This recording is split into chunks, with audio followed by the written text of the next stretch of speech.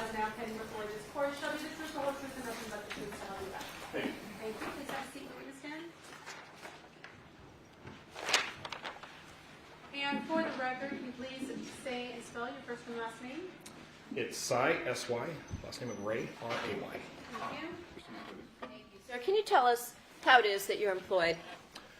I am self-employed as a consultant, primarily consulting on criminal cases as it pertains to criminal investigation methodologies and tactics, as well as geolocation involving mobile devices. And do you testify for both and take cases for both prosecution and the defense? About 99.9% prosecution and that 0.1% defense. How did you get involved in the area of criminal investigations and tactics and geolocation data? Actually started in law enforcement. I started my law enforcement career in '95 as a reserve patrol officer. Became certified through the state of Arizona in 1996. Started with a pretty small agency, SHOLO, S-H-O-W, space L-O-W. Police department, and I stayed there until '99. In 1999, I transferred to a larger department, the Gilbert Police Department, which is a suburb of Phoenix. I worked primarily in an investigations role at Gilbert. I started in child crimes and sex crimes, eventually moved into robbery and homicide, ultimately becoming the sergeant and the supervisor over the robbery and homicide unit. I was with Gilbert PD until 2014, and in 2014, I actually started a company that provides law enforcement with both training and software to map and analyze cell phone records. And what company was that? Name of the company was ZETX, Z-E-T-X. And in terms of providing that cellular mapping and geolocation data to law enforcement agencies, did you build a software program in order to do that? I did. It started through a lot of training and experience going back to my law enforcement days. The first time I worked with cell phone records was in 1997, where I actually got a set of phone records from AT&T and incorporated them into a criminal investigation. If you kind of think about that timeline, 95 to 2014, my career just happened to align with cell phone technology. So it was pretty obvious early on how cell phones can be used in criminal investigations, and just kind of timed my career with that very well. In the early 2000s, I began receiving training. Back then, it was directly from the cell phone carriers, so Verizon, AT&T, T-Mobile, and I started working almost complete. Every investigation I did, we included some type of cell phone analysis with it. That merged into cell phone tracking, of actually going out in the field and finding cell phones. Our agency had purchased very sophisticated, very expensive equipment that would allow us to go into the field and physically find a phone. Like, we know it's in this house, in this particular bedroom. In order to do that, I received an incredible amount of training both in radio frequency technology, network technology, and analyzing cell phone records. Because our agency was very progressive in doing this, I had a lot of success with early cases that other agencies would call and ask for training. And I started teaching this subject matter in 2007. In 2010, I had kind of developed somewhat of a name for both the company and myself. I'm still a police officer at the time, and I was actually asked to go over to Afghanistan to do some work in Afghanistan, kind of in the same field, more on the criminal investigation side, but also exploiting cellular devices. So I took a leave of absence, came back in 2011, and at that point went back to our police department, pretty much spent the rest of my time at the police department just tracking phones. That was my entire job. When I started in '95, if we got a set of phone records with a dozen phone calls, that was quite a bit back then. By 2012, 2013, if we got a set of phone records for a 24-hour period, we could have several thousand connections. So the volume of these records had dramatically increased. And there wasn't a software or any type of an analytical program that I felt was mapping the geolocation value where the phone could potentially be. So in 2013, I started writing a software program while I was still a police officer to use as a police officer. And this allowed me to analyze the records using the software program and then go out in the field and physically find the phone or find the person attached to the phone. So I had some ways to self-validate there. By 2014, I realized I was onto something. I had a lot of agencies asking to use this program. So at that point, I retired from law enforcement and started the company full-time. We continued the training. So we've trained to date probably 35,000 police officers, both in the United States and around the world. We built a lot of different databases that can help law enforcement in tracking cell phones, cell tower databases, other databases that allow law enforcement to take these very complex records, put them into the system, and make sense out of them, visualize them. And after that, did you actually sell your company?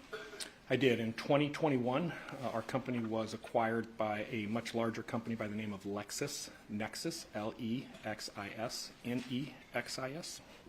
And then did you stay with that company for a number of years in a particular director role? I did. As part of the acquisition and some knowledge transfer, I was required to stay with them for 2 years. And at the time, I was a director analyzing different types of technology that could benefit the overall platform that they offered to law enforcement, as well as providing some guidance in that knowledge transfer of the ZEDX program. What kind of a company is LexisNexis? LexisNexis is a really big company, so there's different departments. Everybody's probably seen the save 15 minutes on your car insurance. When you put all your information into that Geico app, it runs your data through LexisNexis servers that basically verify who you are, what your history is, and that's how they know how to provide you with some type of a bid because they know who you are. So think of them as a very, very large clearinghouse for public data. They also offer a number of tools specifically for law enforcement for investigations. They're about 30,000 employees in size, so it is a very large corporation. I apologize.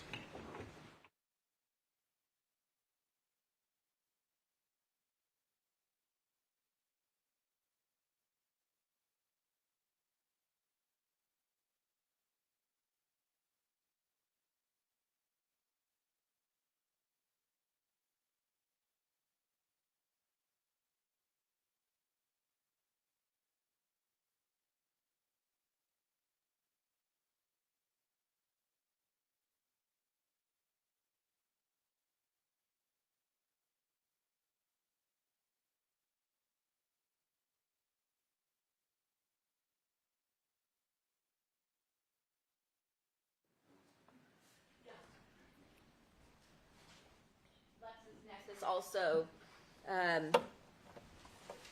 provides various forms of databases, materials, and assistance for the legal profession as well, correct? Sustained. All right. So they involve, you said they're involved with global information analytics and things of that nature. They're owned by a company out of the UK that's more on a global scale, but LexisNexis predominantly is a US-based company providing US-based services. Okay. So with respect to all of the information you've provided us on your expertise, have you also testified as a subject matter expert in these areas on numerous occasions? I have. I've testified as an expert probably just a little over 100 times now. That's in both state and federal courts throughout the United States, probably 25, 26 different states, to include multiple places in California as well as LA County. Okay. And based on all of the information you gave us, what is it that you start out by looking at when you take on a case? As it pertains to the cell phone data, there's a lot of talk that people will hear about extractions and the physical examination of the phone. What I specialize is more of the phone records that are kept and maintained by the carrier, AT&T, Sprint, Verizon. So we will get as large of a data set as we can possibly get, and what I mean by large is the date range. We like to get 6 months to a year, and we'll literally map all of those connections, and sometimes it can be hundreds of thousands of connections. The software that I built allows us to essentially hit a play button, and we can watch every cell tower that that phone connects to over a course of time. And what we will start to see is a pattern developing of maybe somebody going to work Monday through Friday. When they sleep at night, the phone is always in the same place. If they go on vacation, if they take a day and go to the beach. So when I refer to pattern of life, that's the first step, is getting as much of the data as we can and then mapping it to understand a pattern of life. And a lot of times, I don't even want to know about the case at that point. A lot of times, investigators can get tunnel vision, that they look for a specific day. Objection and narrative and non-responsive. So ruled. They'll look at a specific day, so in this case, January 23rd, when the pattern over the last year is really more relevant than the day itself. So it's really important to understand that pattern of life. A really good example of that is, you could be looking at a bank robbery suspect who happens to be at the bank at the time of the crime. But if I look at 6 months worth of data, he's there every week because he works across the street. That's pattern of life and how it could impact a criminal investigation. Tell us a little bit about your training and experience regarding the technology of cellular networks, which you just started to mention, as well as the specific type of data that you talked about that you're interested in, and what is mapping of that data. So when I first started, there wasn't training available. I started a lot of the training that started in the United States when I started teaching this in 2005, 2006. So my early training was from the network engineers with the providers. So I would work with network engineers from AT&T or Verizon or Sprint, whoever I was working with. When our agency, purchased that equipment to track cell phones, then I started working with radio frequency engineers to better understand the network, and that's where I received the training at that point. And ultimately what this training entails is the ability to look at cell phone records, see how a phone is connecting to a cell site, potentially what side of that cell site, and then be able to form some type of estimation of how far away that device could be from that cell site. And by understanding and analyzing that, when I say mapping, it gives us the ability to look at these individual connections and have a rough idea of the geographical location that that device is in at a particular time. So over time, as we animate this, we can see movements. So do you actually have databases based on your training with the actual engineers from the cell phone companies that goes back for a period of time? We do. That was something that was very unique to the ZX platform, is we support every type of record the phone companies in the United States provide to law enforcement, regardless what it is. So we're intimately familiar with the type of records out there. The whole selling point to this program is any detective or officer could get any type of record from a carrier, drag and drop it into our system, and our system would be able to automatically analyze it. So we had to create software that would support all the different record types. To date, that system has mapped well over 2 billion phone calls in the United States. We have databases with literally hundreds of millions of connections, and we use that to better understand what we're seeing in the records, how we can improve our products, understanding and estimating the distances I was talking about before. It's all used to continue to perfect the product.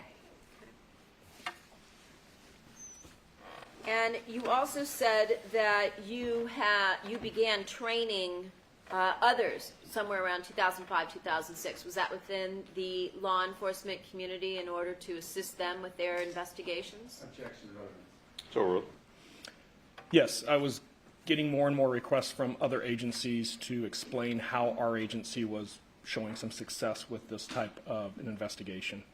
So I created a 3-day class that later turned into a 5-day class. That's the class that, between presentations I've given and the actual students attending the class, like I said, probably 35,000 law enforcement. But it's not just law enforcement. We provide classes and have provided classes to prosecutors, to defense attorneys, as well as defense experts.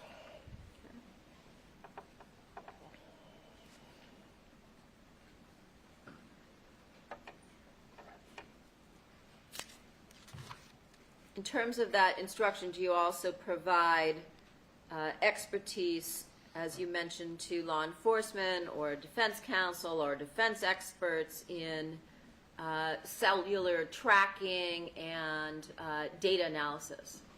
Yeah, very commonly after somebody attends any type of a course or a presentation, I almost always will get half a dozen or a dozen requests immediately following to help them with cases. I would say over the last 10 to 15 years, I've consulted on thousands of cases across the United States, both for defense and prosecution.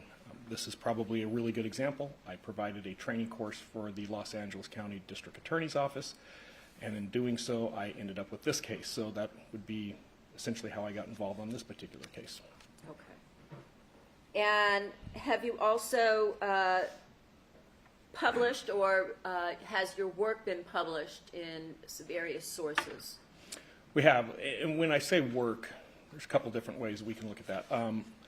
Obviously, I've testified a number of times. My casework and my testimony has been published for a number of different reasons. It's actually pretty easy to Google. Additionally, we've had some white papers written both on other people critiquing and looking at our program, as well as individuals endorsing the program. So we've had both scientific papers written, as well as we have gone to great lengths to publish our methodologies, as well as the algorithms and formulas we use within the software, right down to actually putting it on YouTube as a training video. When you talk about white papers for individuals who are not in the scientific arena, what is a white paper?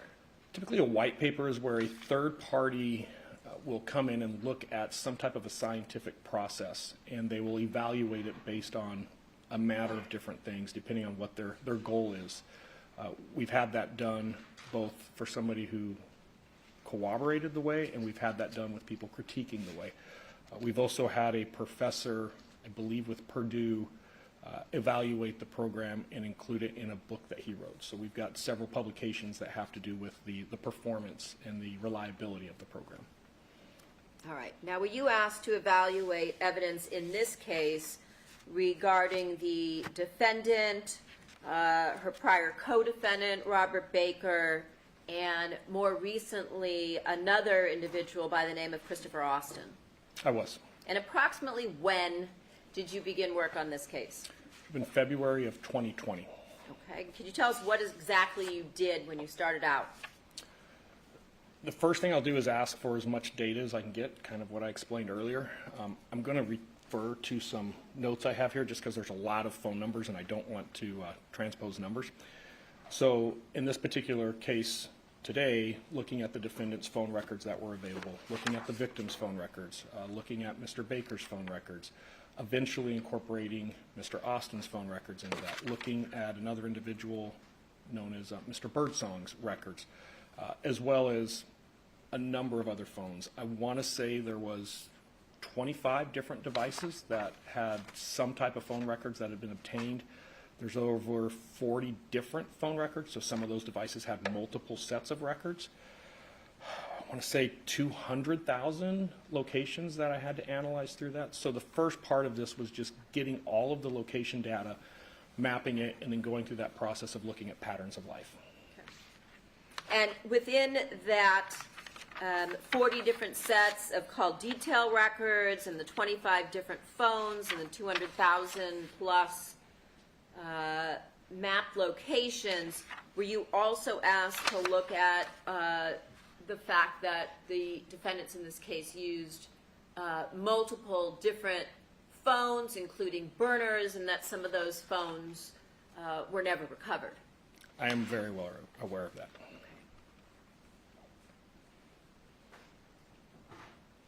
By looking at what you said, the analysis of the patterns of life or call patterns, were you also able to, by developing those call patterns, analyze the interactions between various individuals involved in this case?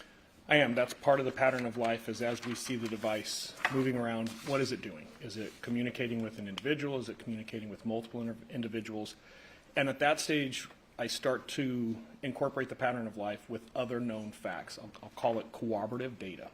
So that's when I'll reach out and ask whoever I'm working for surveillance video, for point of purchase sales, for any type of police reports. And I can start to go back and now piece together, hey, I'm seeing this phone go to Los Angeles International Airport on this day. What do you guys know about flights that day? And that's that corroborative data of starting to show the accuracy of the cell phones, but also why these phones are moving where they are.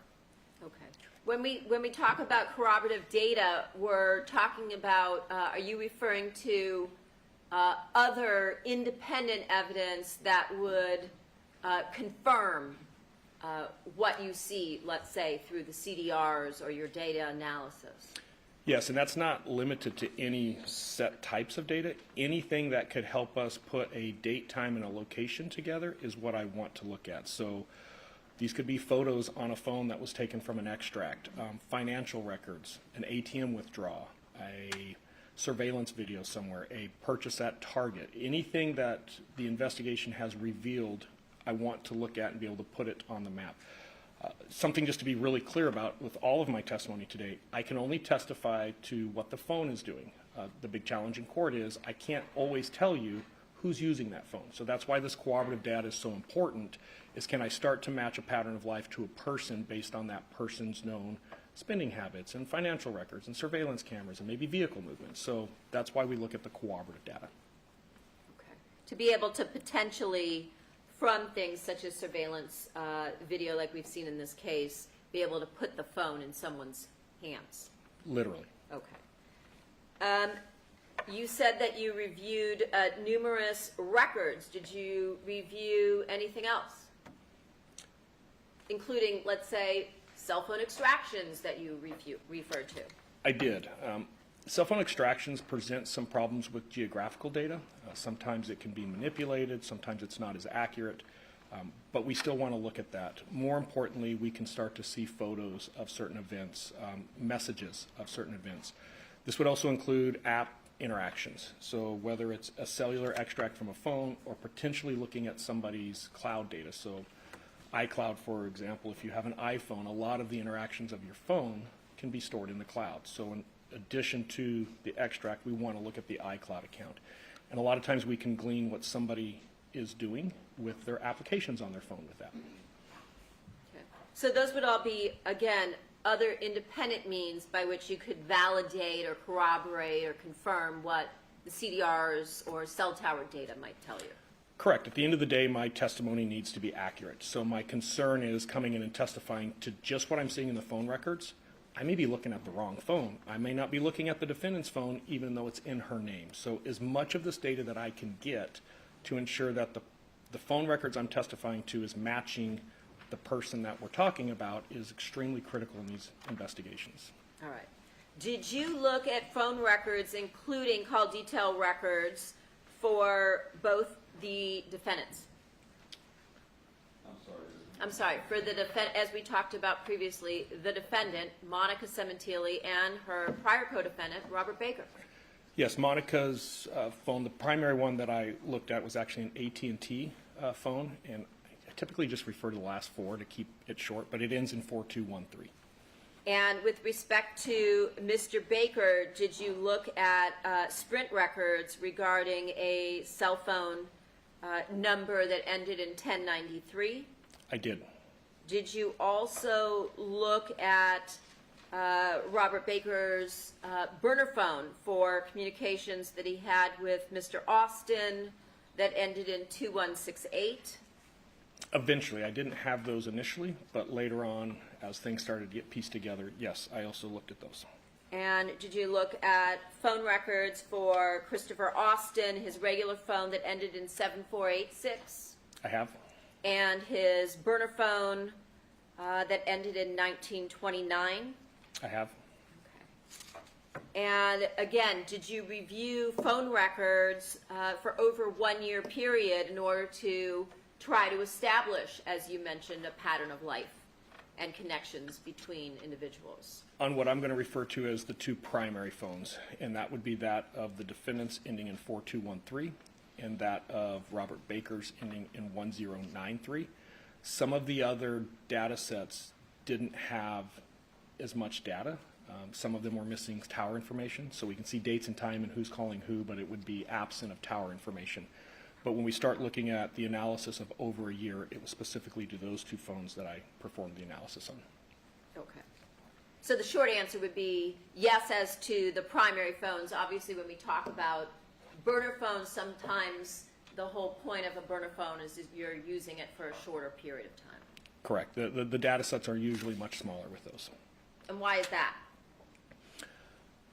I should probably say it's kind of a false idea that a burner phone hides your identity. Your name isn't associated with the account necessarily, but it's very easy to find burner phones and who's using burner phones, so don't use burner phones. But typically when people think of a burner phone, it's a temporary solution to communicate to somebody else with this alleged thought of, I'm going to be anonymous. People aren't going to know it's me. Because it's typically done, in my experience, on a temporary thing, it's rare for us to see people use the same burner phone over a period of time.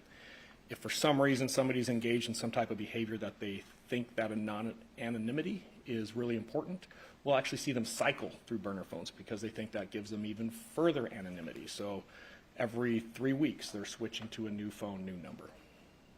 But if you have that, again, an individual who is cycling through multiple burner phones, could you also, again, be able to corroborate or validate a particular burner phone or number associated with a burner phone based on the fact that they're calling, again, the same individuals they've used on prior burners?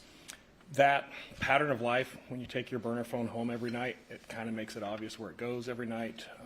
Surprisingly, we can actually get a lot of information on when and how the phone was purchased. With a little bit of work, it's easy to identify burner phones. And I don't want to say burner phones are just something we see with criminals. Burner phones are something you can use just to hide your interactions with your spouse or loved ones. So it's across the board. I hear a lot of times people say burner phones are associated with criminal activity, and it's not. The burner phone market is probably more to deceive your spouse than commit a crime. But they are out there. They're used on a very regular basis. And when you were in law enforcement and throughout the years since regarding this field that you're in, have you found that people who commit crime or are planning crimes typically will use burner phones in order to hide and conceal their communications? They will use burner phones. They're usually not very good at hiding and concealing those communications. But yes, the prevalence of burner phones in the course of committing criminal acts is fairly common.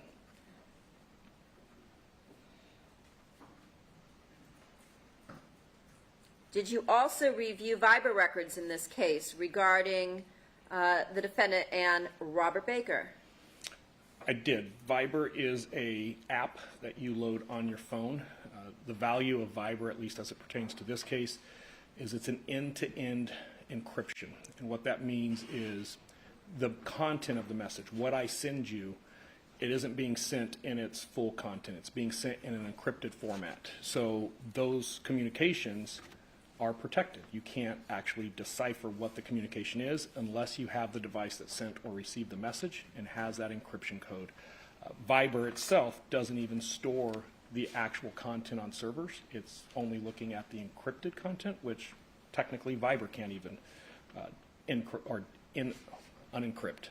So it's a way to communicate with people by hiding the content of what is being seen. We still see, I sent the prosecutor 6 messages, she sent me 5 messages, but we won't see what we're saying in those messages. Okay.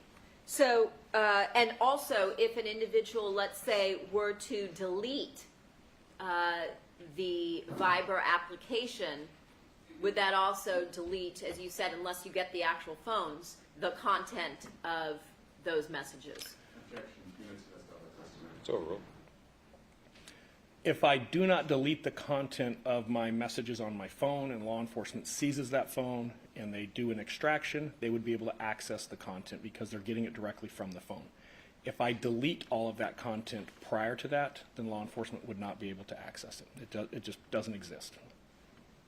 I should probably throw a caveat just in case there's clarification later. You can also push that content to a cloud service, And in that case, where it may not be on the phone, it would be in the cloud. And it's rare, but we have seen that on occasion as well. Not in this case, correct? Not in this case. And when, again, you were in law enforcement, have worked with law enforcement over the years, have you ever seen, based on your experience and expertise, where law enforcement's able to recover the content when Viber is utilized? If it's not captured directly from the phone or from a cloud service, there is no other way to get this content. You can serve as many search warrants on Viber as you want. Viber doesn't store that content, so there's no way to get it through a third party if you're not getting it from the physical place that it's stored. And with respect to another application, WhatsApp, is that a similar type of encrypted communications application? Almost identical. Different names, different companies, but almost the exact same operating systems. Okay. So therefore, the same things we talked about with respect to Viber would also apply to content with respect to WhatsApp? That is correct. All right. And in this case, did you determine that the defendant, along with Robert Baker, were using Viber to communicate prior to the murder? In reviewing the Viber records that were provided to me, yes, a lot. That, we'll get into that, that Viber was never used after the date of the murder. They suddenly stopped using Viber on January 23rd, after that date. That is correct. And that after that date, they switched to using this other encrypted application, that being WhatsApp. That is correct. Did you also look in this particular case at location information or data from cell towers and other sources? Yeah, that would be what we were talking about earlier, looking at that pattern of life. Typically is going to come from cell tower connections. Did you also look at, as we talked about, the cell phone extractions, but also surveillance videos and stills from surveillance video and other photographs? I did. Both that were recovered from surveillance systems as well as pictures and videos recovered from the devices themselves. Okay. Also, did you look at financial records? I have. Did you look at flight airline manifests and records? I have. Point of purchase records? Yes. What's a point of purchase? I go to Target and buy some clothes. When I swipe my card at the kiosk there, it's the point of purchase. It's going to capture that on my card and give us a date, time, and amount. So in other words, it would give you specific data like you would get perhaps from surveillance video or photographs, like metadata. Correct. We get a specific location at a known date and time. We don't always get the time. In this case, we have some ATM transactions. We don't capture the time on ATM, just the date and the location. But it can still corroborate what we're seeing in the phone records. Can you give us maybe like the Reader's Digest version of how you get location information from cell site records? So when your phone is communicating to the network, and it can be a text message, a phone call, data, or just while you're sitting in court with it powered on, the phone companies maintain records of those connections. By us analyzing those connections, sometimes we might be looking at GPS data that's giving us a physical latitude, longitude with a range of accuracy. Sometimes we look at what's referred to as timing data, and that tells us how far the device is from a particular tower and what side of the tower the device is on. And then sometimes we just have tower connection. We know the device connected to a particular tower and has to be in range of that coverage area of that tower. So when we get these in the records, we can see up to thousands of connections per day of that type of data. We put it into a mapping software, and then we can go through and actually look at the movement of a device over time. And does cell site records differ depending on the information that you glean from them, differ depending on if you're in, let's say, a rural area versus an urban area such as Los Angeles? Yeah, so what we're talking about there is what we refer to as tower density. The more dense the network, the more people that are in an area, more cell sites. As they put up more cell sites, those coverage areas get smaller. You move to a very rural location, those cell site locations get fewer, the coverage areas get much larger. Some examples in this case is, yes, Los Angeles is very dense. At LAX, though, we're going to see a much smaller footprint of coverage than we may in Woodland Hills. If we drive to Las Vegas, halfway between here and Vegas, very open, we may see coverage areas that are 10 to 20 times the size of what we see in Woodland Hills. There's also some records in this particular case that are along the Las Vegas Strip. Extremely small coverage areas because we're looking at some type of an antenna that's actually inside of a casino or inside of a building that just primarily covers that building. And did you also include in your analysis information that would come, let's say, from drive test scanners? We did. So part of building ZX, let me back up to what a drive test scanner is. A drive test scanner is very sophisticated radio frequency survey equipment that we deploy in the field. Think of it driving a big grid pattern through Los Angeles. It's capturing all of the signals, the signal strength, the signal quality of all of the cell sites in the area. That allows us to do a forensic examination of that data and physically map what a coverage area of a cell site looks like. With ZX, we have built a tower database with over 3 million, I think at this point, maybe more, of those drive test scans that are in that database. And what that allows us to do is reverse engineer the way that the networks are working so that we can start to estimate coverage areas. And we've become increasingly accurate at doing so. It's still an estimation. It's never going to be 100%, but our accuracy is in the 90s, about 94 to 96% accurate. Do law enforcement and cellular companies use that type of data regularly? Yes, the source data that we're talking about isn't anything we created. That is a industry standard both within law enforcement investigations and network engineers. What we did that was very unique is try to build a database throughout the United States where if you give us a tower and a side, we can give you that range estimation. And that in itself was very unique. That's one of the primary reasons LexisNexis moved to acquire us. Okay.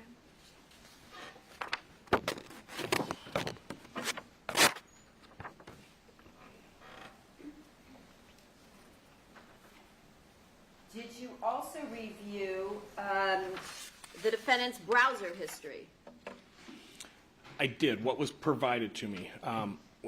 When I say browser history, I can see bits and pieces of it, usually through the phone extract. I will not in any way claim that I've seen all of browser history. So yes, but it's very piecemeal just by nature. And what type of information did you glean from that regarding pattern of life? With the browser history? Yes. Depending on what part of that we're looking at, sometimes we can see Wi-Fi connections. So we may see that the phone is in the general area of somebody's house, but then we can look at the browser history. And sometimes within that history, we can see Wi-Fi connections and confirm, yeah, they're connected to their home internet. So they are in their house. We can also see different things that they may search for. So a really good example that'll be relevant to this case is, I don't know what I want for dinner. Hey, honey, what do you want for dinner? And now there's a conversation, and we can see a husband and wife at the same time searching for faux restaurants and the address associated with the faux restaurant. So that's the type of thing we'll see in browser history where we can actually see what people are physically searching for.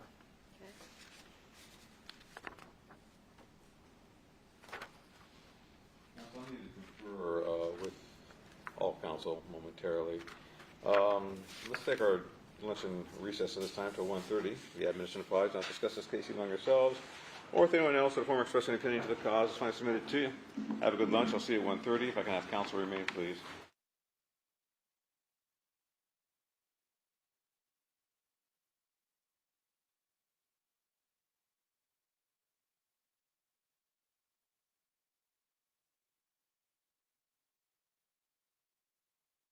And it is present, all counsel are present, jury and also present.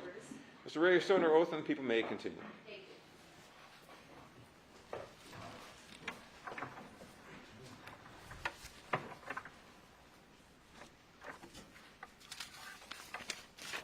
When we broke off at lunch, we were talking about the various types of data that you reviewed in this case. What of interest relevant to what you mapped in this case did you find in the defendant's pattern of life data? There was a lot. Probably what stood out the most is going to be the ongoing communications with Mr. Baker, and they were, in my experience, extreme. What do you mean by that? I would say for the last year leading up to the homicide, close to a year, not quite a year, we were seeing communications over 5,000 a month between them, whether it's text or phone calls, the combination. And that's not counting the Viber connections. We were unable to look at the Viber records prior to January 1st of 2017. So we really have no idea how much Viber was used. We can get an idea, which I can talk about later, but we can't put an exact number on it. But easily 5,000 times a month. They were just texting or calling each other. Okay. And did that level of communication that you referred to as extreme suddenly stop at any given point? There was a sharp decline for sure on January 23rd of 2017. It did pick back up about a week later, but there was a complete stop for a couple days, several days, starting around the time of the murder through the next week.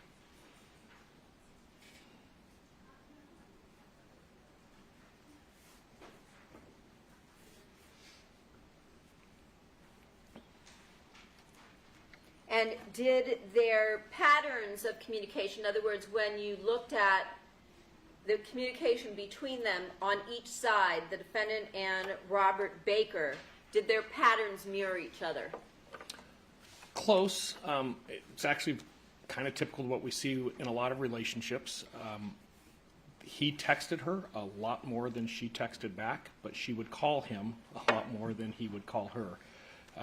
That's pretty average with what we see in relationships like that, but the sheer amount was enormous.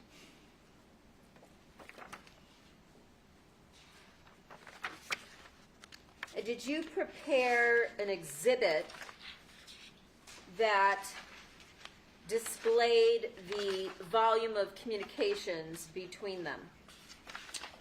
Yeah, I added a couple of visuals. Just some of explaining the Viber can be a little bit challenging if you're just hearing it, opposed to kind of seeing the chart of what it looks like. So I had some graphs and some numbers that just kind of help it tie together and make a little bit more sense.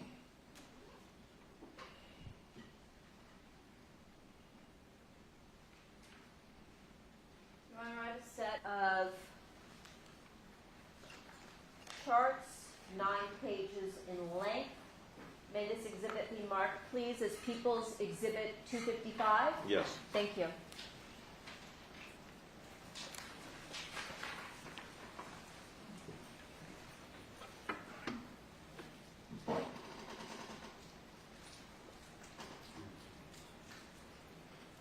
Looking at what's been marked now as People's 255, and this is page 1. There's a 1 in the lower left corner in red.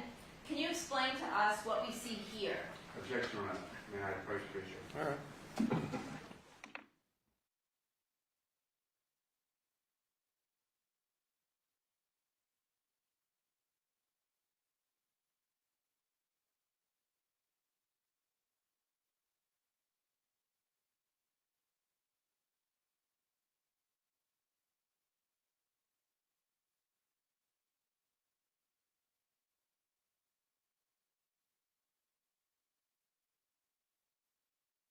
Exhibit 255. Can you describe for us what we're looking at here on this key? Yeah, this is just to help keep some of the terminology. We're going to talk about different ways you can communicate, whether it be by an application or through your phone directly. So just making sure we're all on the same page. SMS is a text message. SMS means short message service. MMS is a text message that includes a picture or a video instead of the short message. It's now a multimedia message, so that's why we have this phone call. Can technically happen through this voice internet protocol, but we don't see it as much. The technology's changed. And then voice over IP. If you hear me talk about anything VoIP related, certain apps allow phone calls to be made, but it doesn't use the classic voice network that you would think of calling AT&T and Sprint. It's an actual application that uses data. So voice over IP is the internet protocol that's being used. Looking at page 2, what have you charted out for us here? This is just putting some of the context together when I said the communications were enormous. What we're looking at is October 1st through June 14th. The communications between the defendant and Mr. Baker didn't start until December, so I used the October 1st date because that's when the record started that we had for the defendant. And what we're looking for is from October 1st to June 14th, what do we see in all these records that we can start to see their communications? When I broke out all of her communications through her phone records, her communications with the defendant or with Mr. Baker, whether he's calling or texting her, she's calling or texting him, it made up for 49.8% of all of her communications. And kind of to put that in context, if you took all of her messages to her husband, her children, her friends, everybody else in her life, she communicated with Mr. Baker as much as everybody else combined. So that's when I was saying it's just an enormous amount of communications. When we look at the actual numbers, it's 16,462 communications. And remember, we can't see the Viber messages until January. So we have about 9 months of Viber records that I can't tell you how many times they communicated through Viber. And then down at the bottom, I mentioned this earlier, I was asked a question like, did they mirror each other? They're very similar, but you can see that, again, the defendant preferred to phone calls compared to Mr. Baker, but Mr. Baker looks like preferred text messages, and that's where we see those numbers off just a hair. So again, whether we're talking about communication via phone call or via text, we're talking about an extraordinary amount of communications. Objection on this. Overruled. Correct, and I want to make it really clear, I cannot comment on the content of these communications for the overwhelming majority. Every once in a while we will see a little bit of content that we're able to find through a different source, but I can't tell you who's talking, what they're talking about. It's just on their devices. Looking at page 3 of your charts, what does this indicate? Yeah, it's just to make sure everybody's tracking. I put the date October 15th because that's when we started looking at the start date of the records that I had, but I want to make it really clear. I could not find any contact between the defendant and Mr. Baker prior to December 14th of 2015, and that's when I could see, at least through their devices, some back and forth messages start to be exchanged. And what did you indicate here at the bottom? When you break out these communications by time, the majority of them happen in the evening, typically between 9 p.m. and midnight. So one of the things we like to look at with pattern of life is, do we see this at certain times and certain days? Could it indicate some type of a work relationship? Is it just on the weekends? There's little details we look at to help further the investigation. And this one, when I was looking at that, it's pretty much every day, but the majority of the communications were later in the evening. Looking at page 4 of People's 255, what did you indicate here in this chart? So I was talking about the Viber records, and what I want to show here is we know that there was a handful of communications in December. Here I've got 10.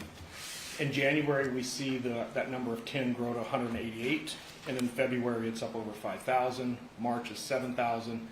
Then we get to April and we see 2,600. And then you can see the rest of the year significantly drops off. The defendant and Mr. Baker both downloaded the app Viber in April.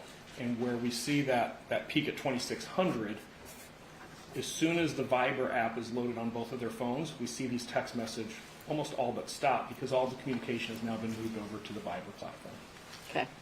And in terms of using the Viber platform in April of 2016, does that also coincide with when Viber went to end-to-end encryption? Yeah, so what we're talking about there is Viber had a release. It's their version 6, and version 6 was highly publicized in the first part of 2016. It was well anticipated, and it was in April of this year that April of 2016, that Viber released their version 6, which included the end-to-end encryption. So it would be at the time that they started to download this app and started to use it. So when you give us a number such as in February, of 2016, 5,786. That's the amount of communications between them just for that month, correct? Correct, whether it be a text message or a phone call. And the same is true of the other months, such as March, where we have almost 7,200 communications just in that month alone. That is correct. All right. Moving on to page 5.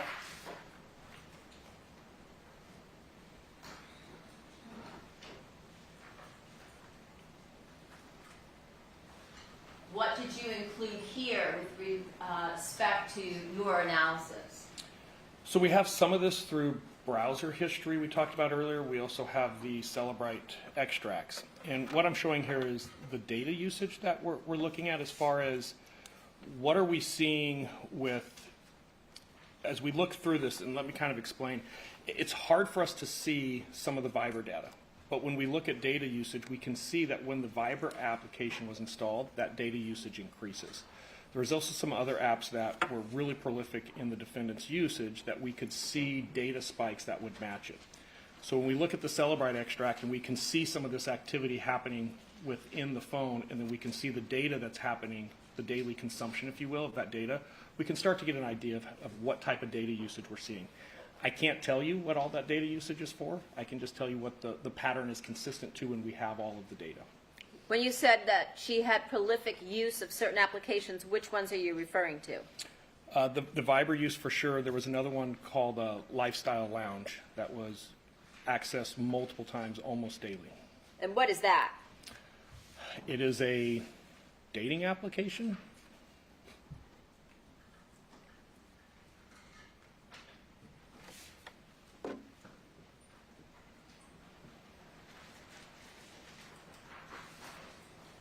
Looking at page 6 of Exhibit 255, what did you chart out here? Yeah, so it's kind of more of the same of what we're looking at. You can see that we see the regular data communications in Sprint leading up to April 11th, and then it all but stops. And again, this is when we look at the Celebrite extract, we know that the Viber app was downloaded. We know that these other apps that are going to start coming up a little bit more frequently in her usage, and it's just showing that there's a clear difference that when that app is loaded on her phone, how we see her daily communications.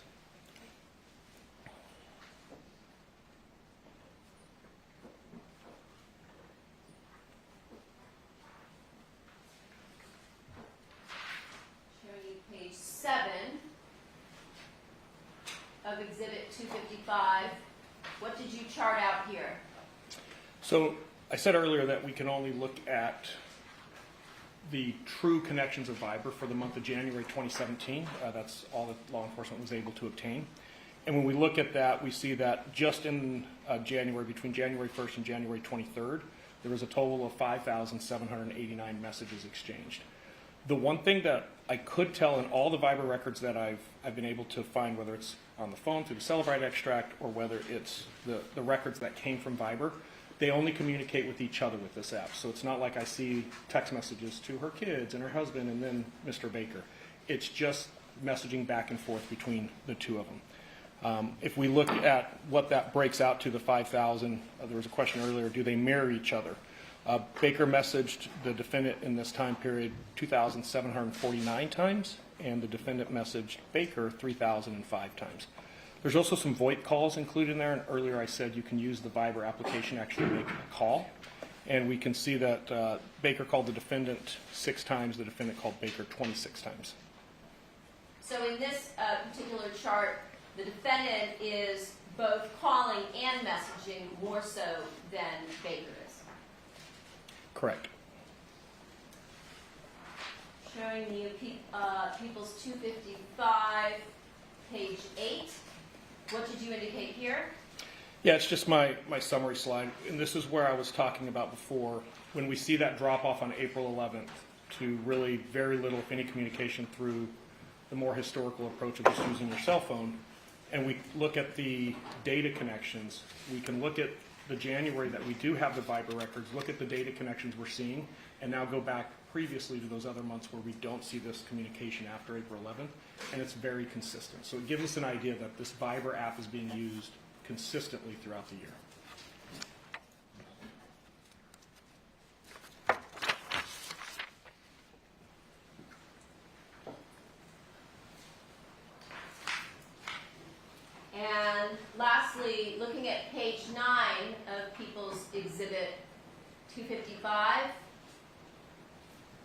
documentation or a chart with respect to the usage of the home surveillance camera application, IDMSS Lite? What does this show? So this is kind of a combination. Notice that the numbers have changed pretty dramatically on this graph, and what we're looking at on the far left side, that's the amount of information that's basically being downloaded for a particular session. The bigger the number, the more somebody's looking at a video stream. And what I was trying to map here to look for is, do we see any pattern of access to the surveillance application on the defendant's phone where we can say, hey, on the 23rd, if the defendant accessed the surveillance camera, is that really significant, or is that something she does every day? If you do it every day, it doesn't mean anything that she did it on the 23rd. So what I'm mapping here is when I'm seeing access to that camera, and over the course of a little over a year, actually it's just under a year here because we stop it, we can see that the access that she has on 1/23/2017 is fairly unusual. It's not like this isn't something she accesses daily on a regular basis. So the last time that we see that she accessed the application to view her cameras remotely prior to the day of the murder is what? December 31st of 2016? No, it actually would be November 10th. But the usage was relatively small, a very small usage at that point. And prior to that, it would have been September. So we see 2 accesses in August, 1 in September, 1 in November, and then not again until the 23rd. Of January 2017? Correct. All right.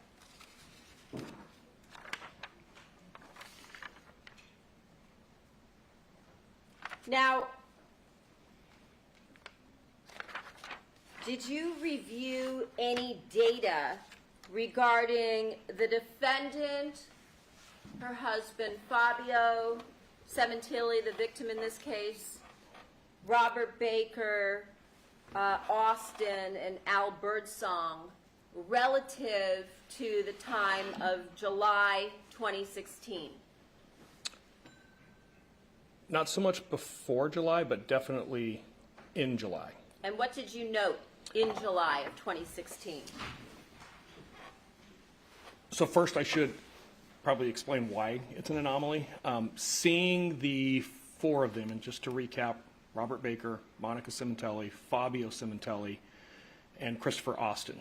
Seeing the 4 of them, or at least their devices, in the same area at the same time is extremely rare in these records. So it's fairly obvious when you look at all the records, we see all 4 of those devices in Las Vegas on July 24th.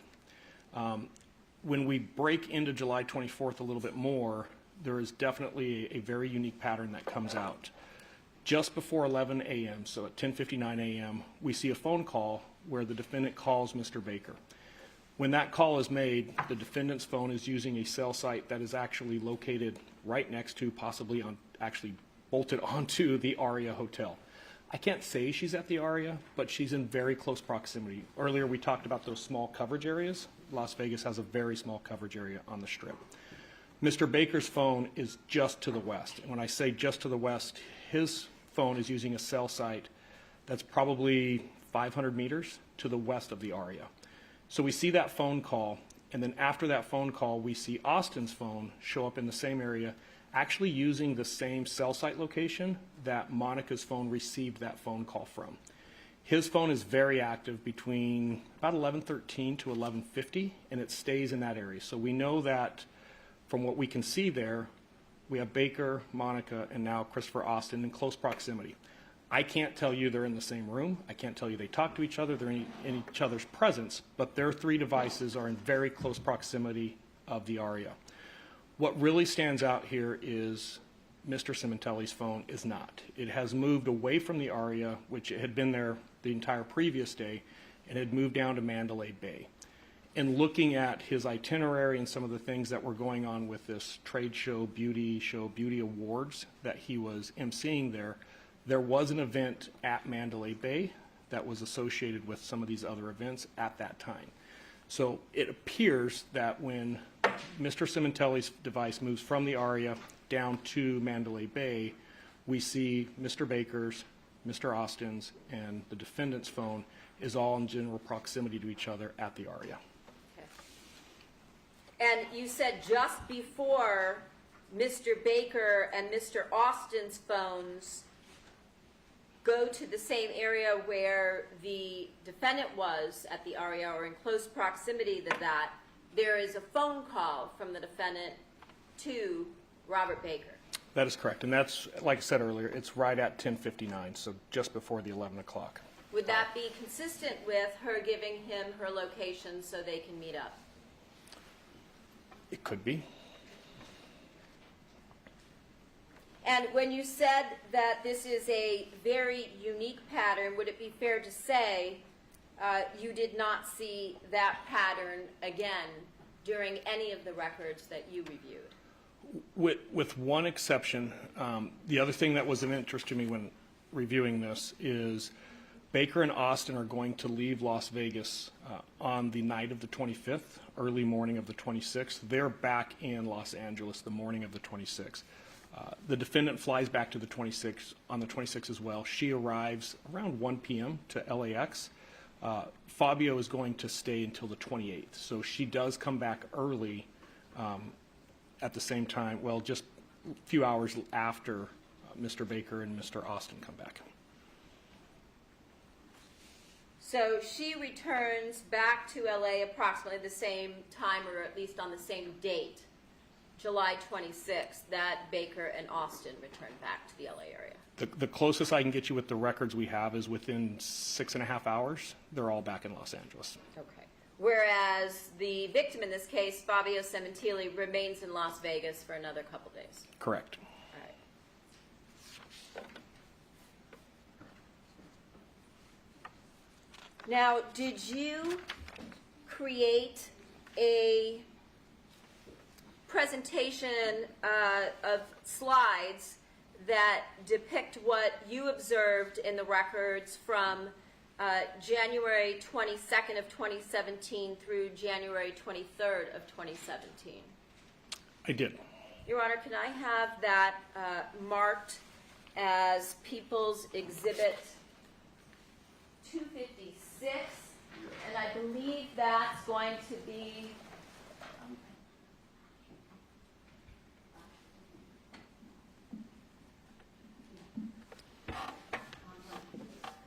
contained on People's 158. So you're not marking 256 at all? Or are you? It'll be on 158. So there is I one- guess I don't need to, but All it's right. I need to make a record that it's going to be added to That's the fine. flash drive. That's fine. There's no 256. Correct. Let me take a short break. Nobody moves. Christine's ready to come out. You okay Oh. with that?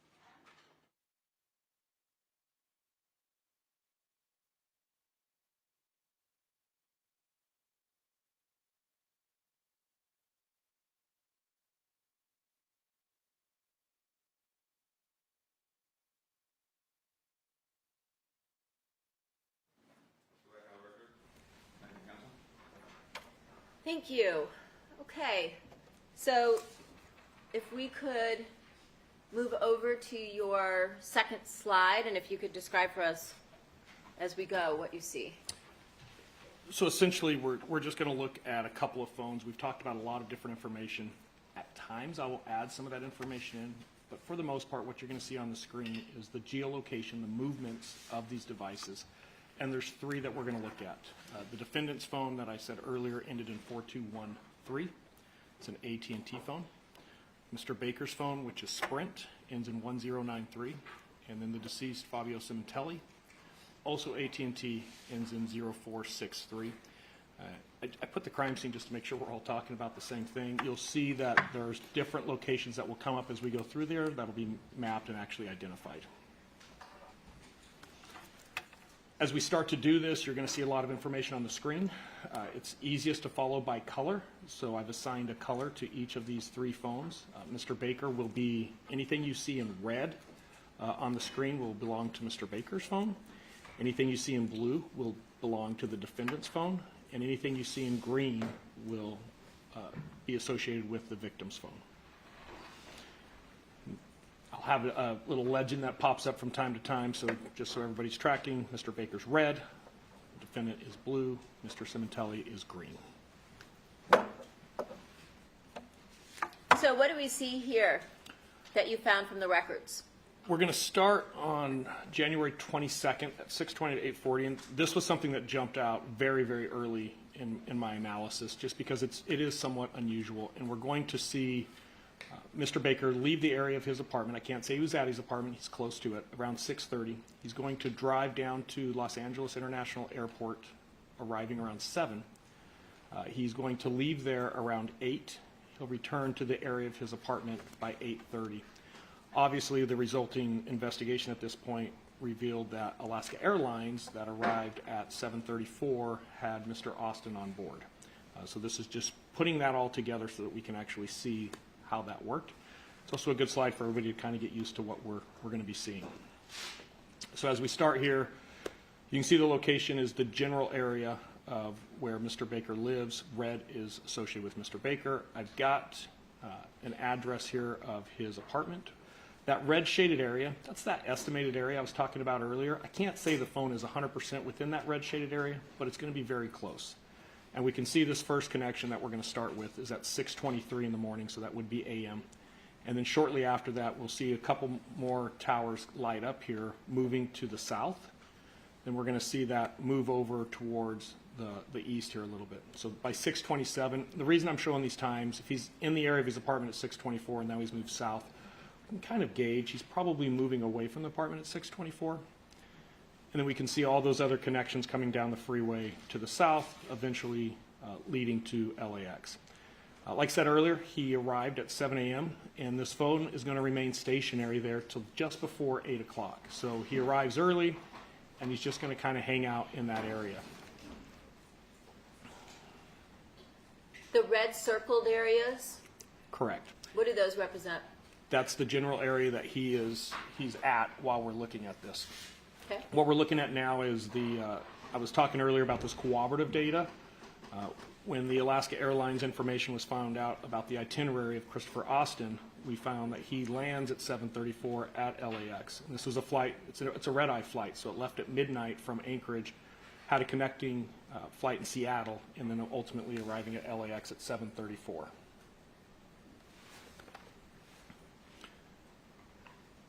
Where do we go next? The next thing we're going to see is the phone start to move slightly away from the airport, and that's going to be right around 7:50.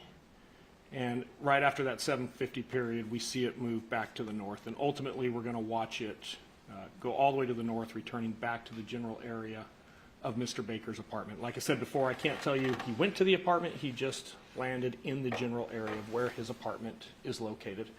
And we see that he makes it back over there around 8:30. I think it might be 8:34.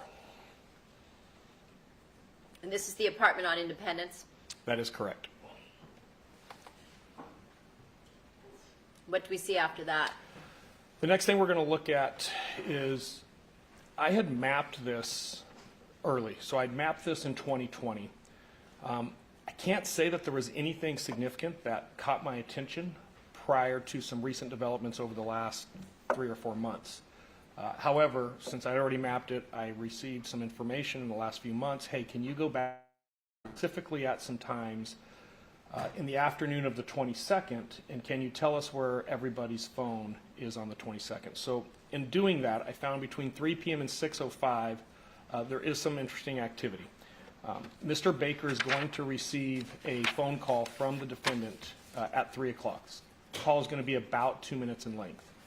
Immediately after receiving that call, Mr. Baker is going to, or his device is going to leave the area of his apartment, and it's going to go over to 19548 Ventura Boulevard. That's at least really close to where the cell tower is located. I can't say he's at that address. He's just in the general area there.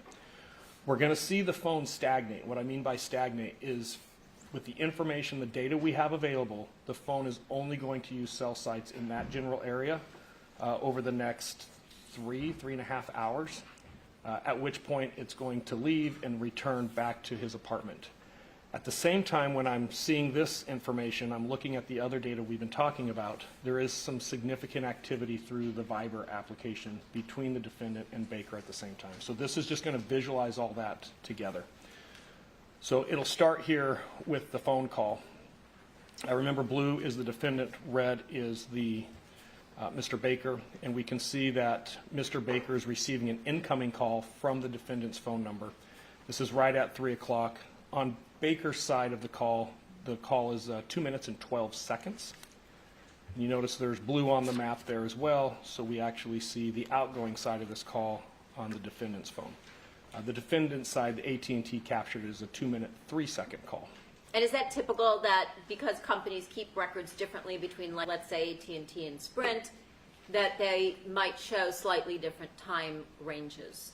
Correct. Different records will, the way they connect, the order in which they connect, and they're registering to the network, they can be off by a couple of seconds. So just because I called you for 2 minutes doesn't mean your records wouldn't show a connection for 1:55 or 2 minutes and 6 seconds. It's very common. There was something else though, that I had seen in the data overall that is interesting to me as we see this route to this area on Ventura Boulevard.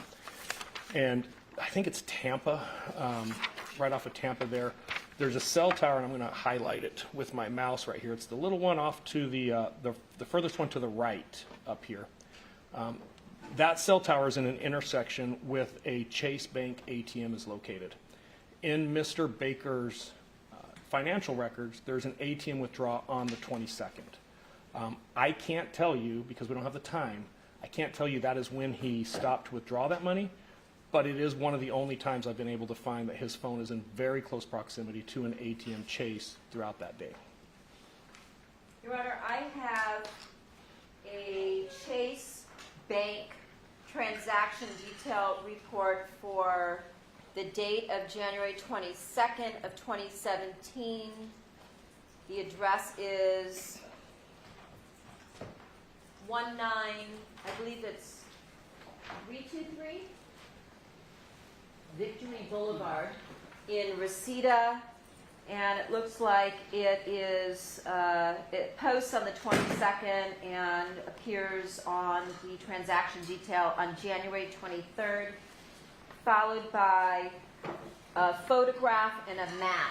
May they be marked, please, collectively as People's 256? Yes. Thank you.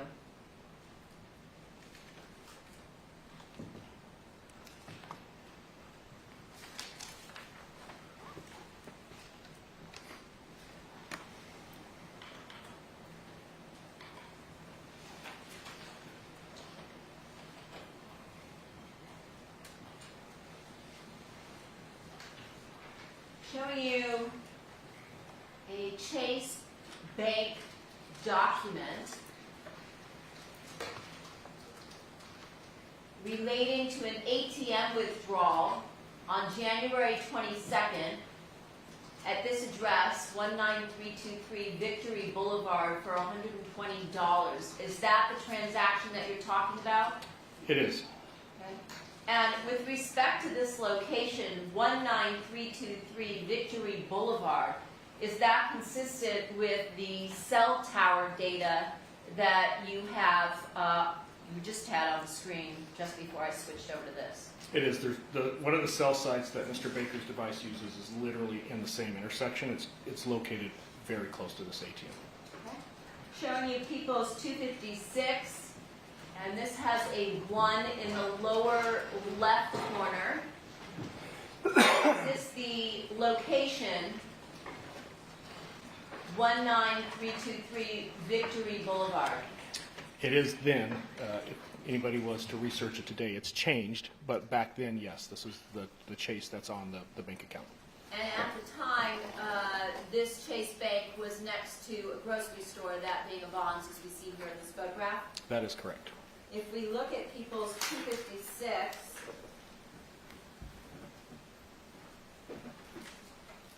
there's a 2 in the lower left corner. Does this show us the location of the Vons store and the Chase Bank with relation to the defendant's apartment? No, it shows it Oh, I'm with sorry. relation to the faux location on Ventura. And that's a place that was called Faux California at the time, located at 19548 Ventura Boulevard in Tarzana. Is that correct? That is correct. Correct. Okay. Back to you. So as we continue here, the next Zoom, you're going to see 1524. That's 3:24 California time. So if we think about that call coming in at 3, 24 minutes later, Mr. Baker's device has moved into the area where that faux restaurant is. And just for the record, it's going to get marked on the map here so everybody's on the same page. It's like this L-shaped plaza right here. It's in the corner of that L. While this is happening, so I'm looking at the Viber records at the same time. Mr. Baker's device arrives in the area at 3:24. From 3:34 to 6 p.m., we see quite a bit of Viber activity between the defendant and Mr. Baker. There's 69 Viber messages that are going to go back and forth in about that 2.5 hour time frame. So at the same time that this phone is going to stagnate in that area, we're going to see significant text messages going back and forth. Can't tell you what they say, but there's transactional history showing that they happened. If we look at the browser information, we talked about this earlier today, there's some interesting things that are going on with both Fabio's phone and the defendant's phone, where we see at 5:11, Fabio is searching faux near me, and that's literally in quotations what is searching. At 5:12, he sends the defendant an instant message. I can't tell you what that instant message said. We didn't capture the content, but I can see that it's sent. Right after receiving that instant message, Monica searches the actual address of that faux restaurant, 19548 Ventura Boulevard. At 5:41, we see the defendant actually text one of her daughters confirming her order would be fried rice. During this time period, 5:11 to 5:41, we see 17 Viber messages alone just in that time period between Mr. Baker's Viber account and the defendant's Viber account. 17. Correct. Okay. I'm going to pause one other area here really quick. Sorry, I just want to catch it before we lost it so we don't have to start over. I was asked at the same time of all this other information specifically, and I don't know all of the issues of why this is relevant, but hey, is there a Vons and is there a Ralph's in the general area? The Vons was next to the Chase. You guys have already seen that. It should be pointed out here, and you can see it right next to the cell site that is lit up with the red circle around it, literally kind of catty corner in that intersection. There is a Ralph's located right there. Again, I can't tell you that they went to the Ralph's. I can't tell you they went by the Ralph's, but the phone at some point during this evening, that 3:30 time frame to 6, Mr. Baker's phone is using a cell site that's located right next to the Ralph's. It is about 3 business complexes down to where the faux restaurant is located. Okay. What's the next thing that we see? So we have green that popped up on the screen, and this is Mr. Sementilli's device. We can see at 6:03, he's got a data connection. AT&T data connection, I need to explain something really quick. Very unique to AT&T. When that phone connects to a cell site for a data connection, it will hand off to other cell sites and other sectors, sides of cell sites, throughout that connection to maintain the connection. So we're going to see this initial connection is on the cell site that's located right next to the faux restaurant. But as it zooms out, you're going to see a gray overlay. Gray represents handoffs. So the first connection is on the west side of that cell site. The next connection is going to be on the east side. What that tells me is that phone is arriving in the area and is still probably moving right around 6:03, 6:04.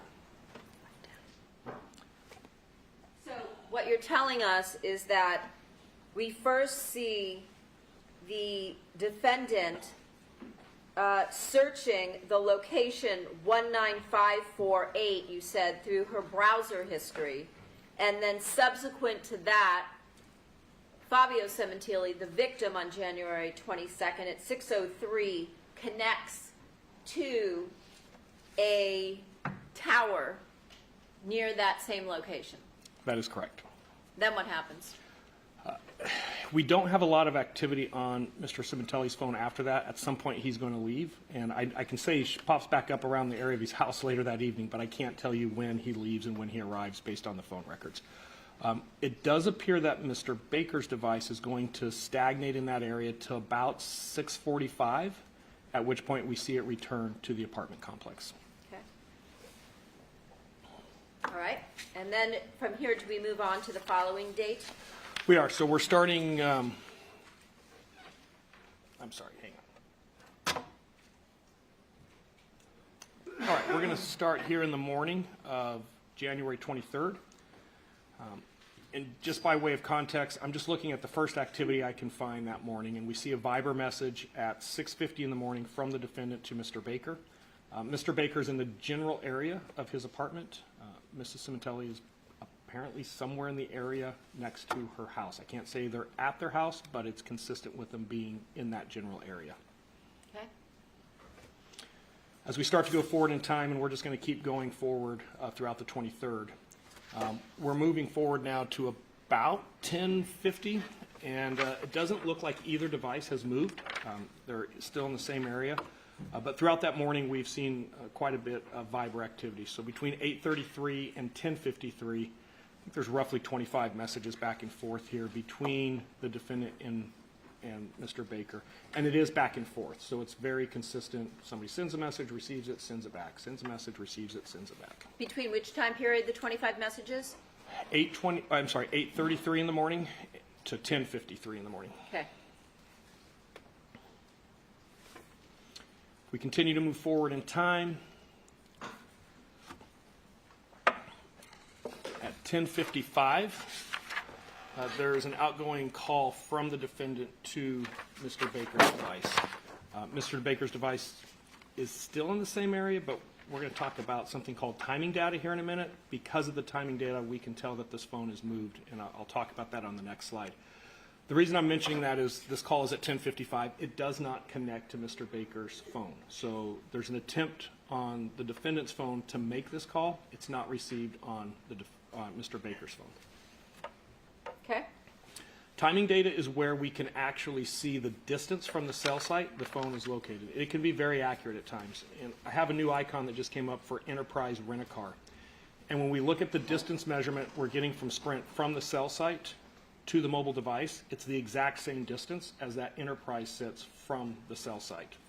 Additionally, we can see the time that a vehicle was rented that I've been told has been associated with Mr. Baker, and that vehicle rental was at 11:01. And that's the out time, or what's captured as the out time. And that's a enterprise rental car located at the address shown on the document to the left, correct? 21330 Sherman Way, Chinoga Park, California. Okay. What's the next thing that we see after Baker at this particular location? Just to associate the times that we're talking about, I'm going to show the activity that we were looking at with this particular timing advanced is at 10:55. So when we see that that phone is the exact distance it is to the Enterprise is at 10:55, and 11:01 is what the receipt says. So it's logical to assume that is exactly where the device is. This is just going back to that cooperative data, showing the accuracy of the mapping and that we can have some reliability to what it is we're talking about here. Okay. What's the next location that we see him at? We're going to start to see some movement here, and this is consistent to the defendant leaving her residence and traveling to the gym. And I've actually highlighted what that route would look like. And the highlighting of that route is also kind of confirmed with some of the surveillance video where we can see the vehicle leaving the neighborhood that the house is located in, and then we can actually see the defendant arriving at the gym. The handoffs that I was talking about before, we have those in this case, and we can kind of see the handoffs kind of give us a breadcrumb trail of that route. So in this particular case, we can get pretty close to saying this is the route she traveled on or very near to travel from point A to point B.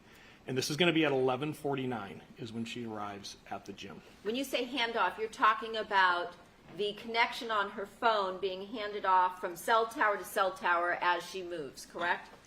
That is correct. And then shortly after that, the next thing that happens here is we see Mr. Baker's phone also move into the area of the gym. That's at 11:56. And again, that cooperative data, we actually have Mr. Baker walking into the gym. Looking at that cooperative data is just relevant. I'm sure you guys have probably seen this already too much. The description of what Mr. Baker is wearing is also very important to this analysis because we're going to see more of this later. And that is going to be at 11:59.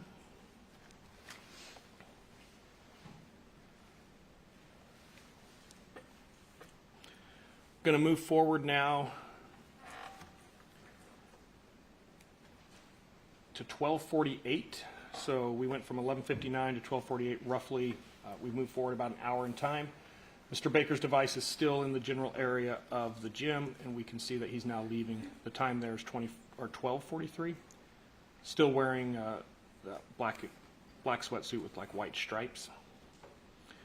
When he goes out the door, it's 12:43:17. In a moment, we're going to see the defendant exit as well. Just remember that 12:43:17. At 12:43:16, the defendant leaves. And we can actually still see Mr. Baker's feet outside on the sidewalk. So she is literally leaving seconds behind him.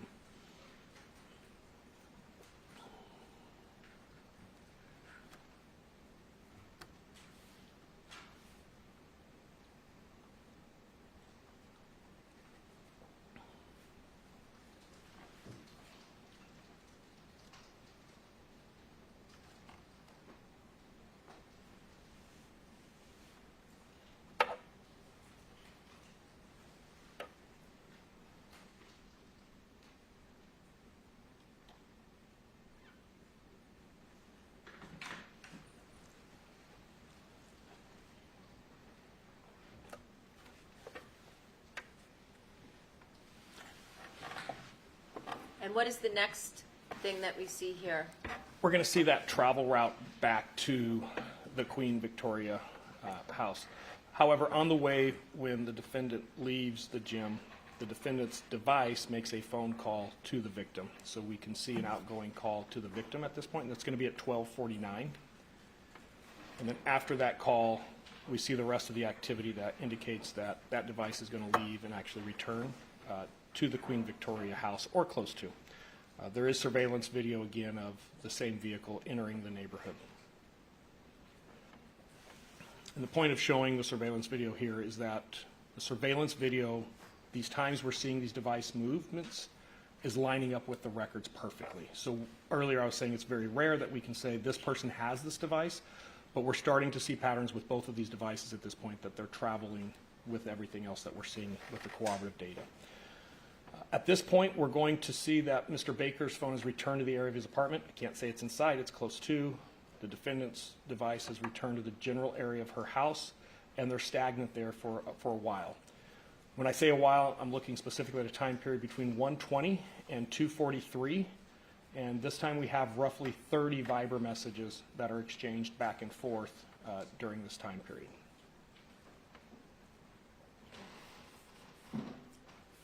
So in about an hour and 20, 25 minutes, we Correct. have the 30 Viber messages. That is correct. Okay? Going to keep moving forward in time. Going to slow down some of these Viber connections as we start to go through this, and we're going to put a target now. So we've added the location of a target. You kind of see the overlapping of the two red circles at the bottom that kind of makes a little football shape in between those two cell sites. The target is located right in the middle of those two. And what we're seeing here is continued Viber messages between 2:45 and 3 o'clock as Mr. Baker's device is moving away from his apartment towards the target. Ultimately, we're going to see Mr. Baker arrive at the target. And again, just looking at that cooperative data, the phone arrives at the target in surveillance, the same time the phone records show it arriving. So we're starting to get this that whenever we see Mr. Baker in the phone records, it's matching at the surveillance, the rental car. We're getting a good feeling that Mr. Baker is the one traveling with this device on this day.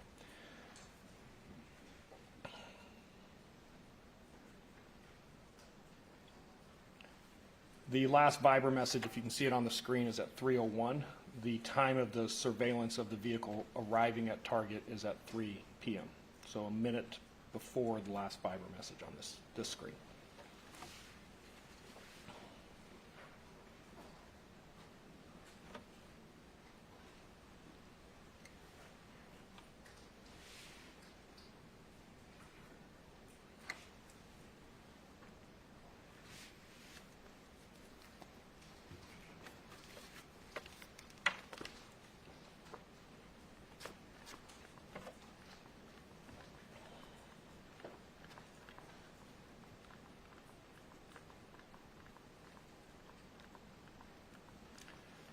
we see this individual walk across the parking lot towards the target.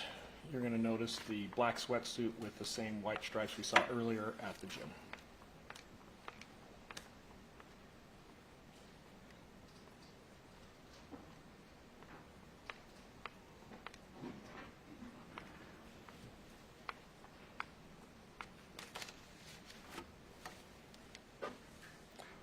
Actually walking inside the target now, it's 3:02. So just as we kind of go through this time stamp, remember we're moving on from 3:02.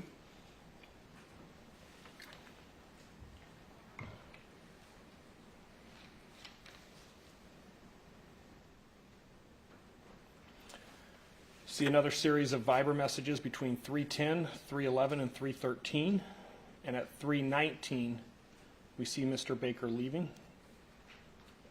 Appears he has a cell phone in his left hand as he's walking out there.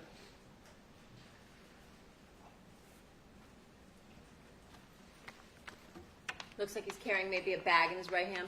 Correct.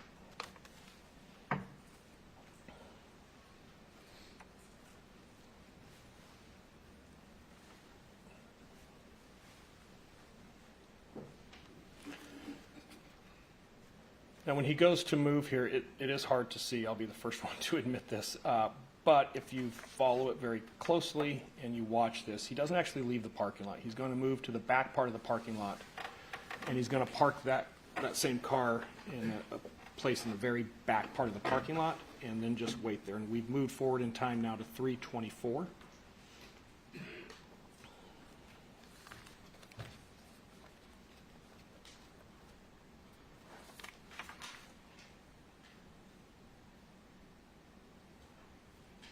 When you say waits there, are the phone records consistent with Baker remaining at this point in the target parking lot?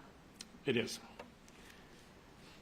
Moving forward to 3:26, we see the victim's Ford F-150 is leaving, but we see Monica's device is moving at the same time. So even though it appears to be the victim's vehicle, the defendant's phone appears to be inside of it because we can see multiple handoffs again that track with other surveillance of it passing the Ralph and then eventually arriving at the target. And I've got a little yellow line that represents that. At the same time of leaving the little guard shack there by the neighborhood, going by the Ralphs, arriving at target, we're seeing Viber messages at the same time back and forth between the defendant and Mr. Baker. There's somebody standing. I cannot tell you who it is. It's too far away to identify it. But there's somebody standing in the parking lot by a little store that's back there. And when the Ford F-150 arrives in the parking lot, this person appears to walk up to the Ford, and then I can't see that person anymore. They ducked down behind a car and low crawled out of the parking lot, got in the truck, or just evaporated. I can't tell you. But when the truck moves, that person is no longer in the screen. And again, do the cellular records indicate that Mr. Baker is still at the location? Mr. Baker is still there, and we know that the defendant's device just arrived.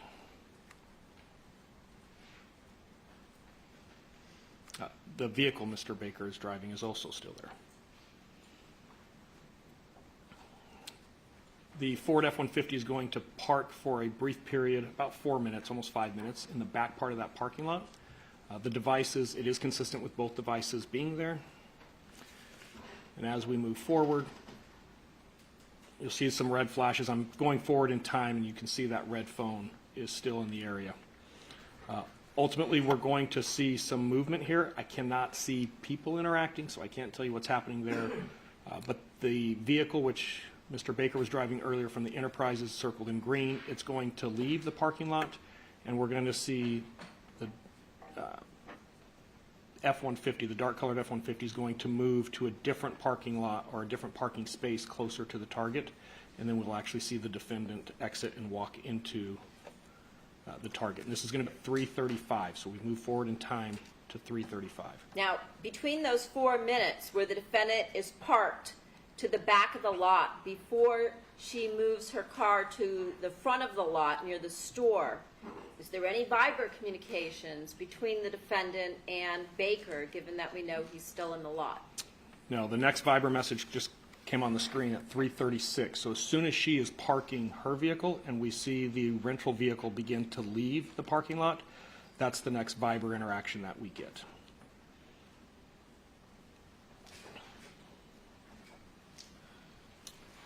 Going to see a message come up here that's it's an outgoing call from the defendant's phone to Jessica's phone. So we see that there's a call being made. It doesn't connect on the other side. We can also see at that same time Baker is still in the general area, and now Baker's device is moving off to the east. And we see that at 3:38.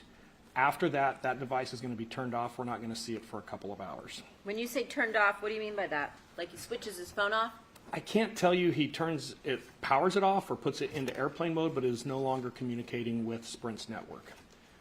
Around the same time, 3:38, we see the defendant has now exited her vehicle. So when she parked, she actually stayed in the vehicle for a brief period. There was the Viber message, then the call to Jessica, and then there was the text message. So after that, we see her exit at 3:38 and now walking towards the target.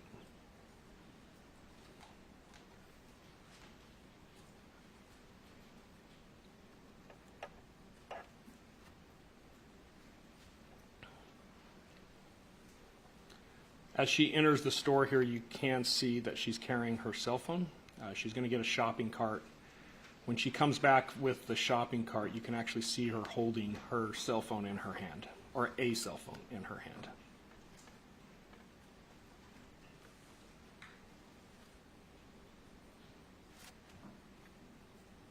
In her right hand, that's kind of up on the cart right there, you can see what appears to be a cell phone.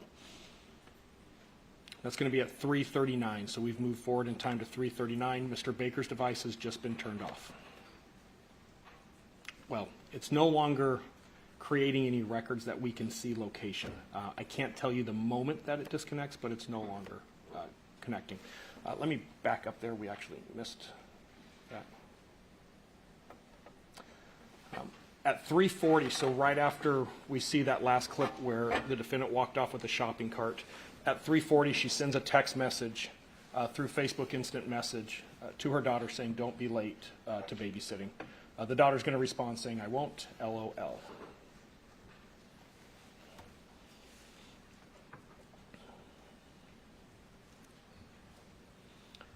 Shortly after receiving that, 3:47, we can actually see her daughter is now leaving. So text message, "Don't be late, I won't be," and she leaves.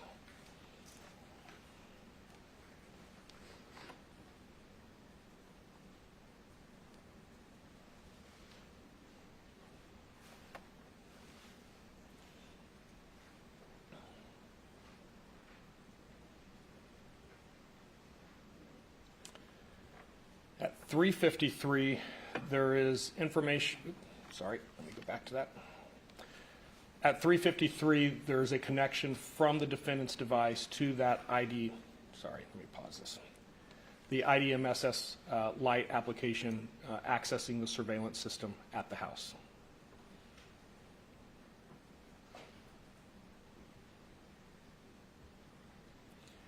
At 4:18 is when we see the two individuals that are jogging up the street and enter the neighborhood.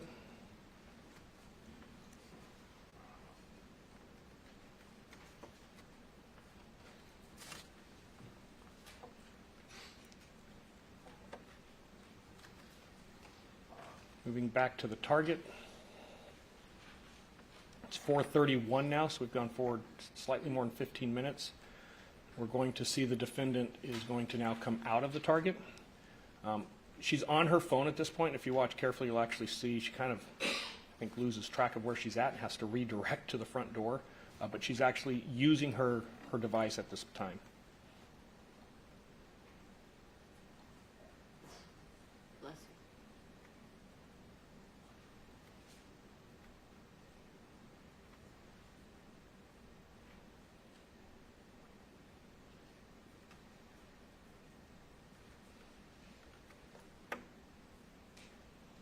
Moving to 4:32, she's now exited the store, going back to the vehicle.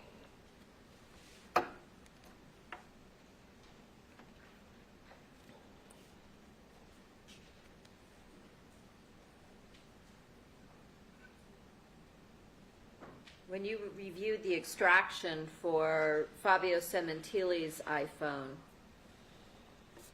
did you note whether or not he had that same application for the home surveillance camera system on his phone?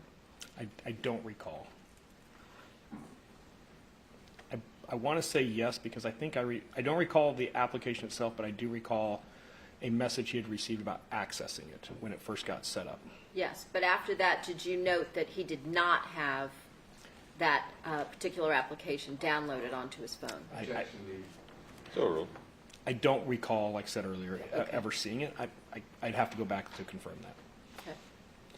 By 4:38, the defendant has left the target. The lot. Correct. Driving eastbound, and we're actually going to see that same vehicle get picked up on surveillance by the Ralph's surveillance camera. That's at 4:41.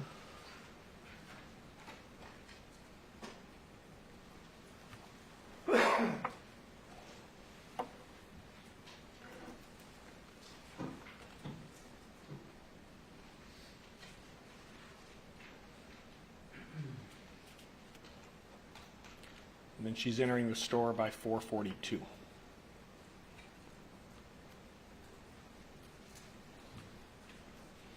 At 4:46, she's going to send a message to Mr. Baker via Viber, and by 4:52, she's leaving the store.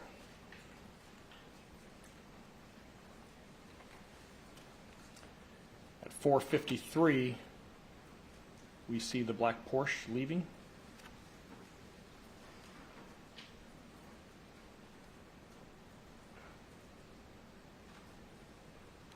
Just before 4:53, the black Porsche leaving at approximately 4:50, did you note that the defendant deleted the Lifestyle Lounge application from her phone? I did. There's actually a handful of things that get deleted at that time, but the Lifestyle Lounge is one of the things, correct. By 4:56, we can actually see that Porsche passing the Ralphs, and by 5:03, we see the 150 arriving back in the neighborhood. At 5:14, there's another Viber message, and then we see Mr. Baker's phone is finally going to register back to the Sprint network. We see that it's moved from the last location. It's back just north, kind of northeast from the residence.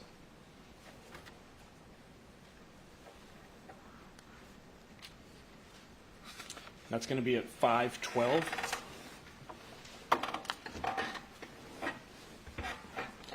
From here, we're going to see that it's going to go back up towards the apartment. I can't tell you he went to the apartment. I can just tell you it's in the area of the apartment, and that's by 5:30. So what's at 5:12? The phone comes back on. Okay.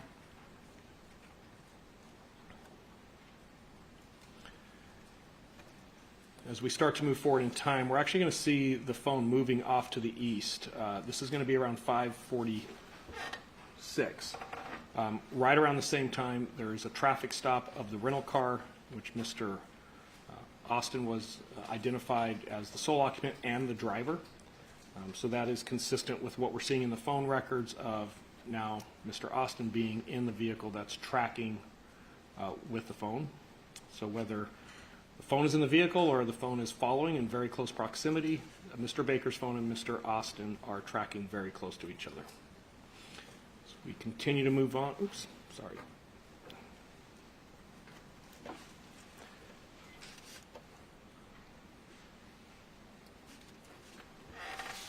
Moving on to about 6:10. We can see that phone stagnated there for a little bit for the traffic ticket. We're now going to see that device move off to the east, kind of northeast, and it's going to land in this industrial center. Realize it looks like just a bunch of red overlays. This is one of the early things that I was able to pick up on when I was analyzing the Sprint records. The only thing that I could find in that area that was open at this time that really would do anything where you would just drive across town, drive right back, is the flyaway. When we look at the financials with Mr. Austin, it aligns with the LAX shuttle for the flyaway. So this is when Mr. Austin is arriving at the flyaway to take the shuttle back to LAX. What time is that? 6:27? I believe so, but let me look. 6:30 is when I have activity up there. The precise time he gets out of the car, I couldn't tell you, but I Okay. do have the flyaway. I don't know if it gives us a time, though, on the financial side. Okay. And that's the end of it. All right.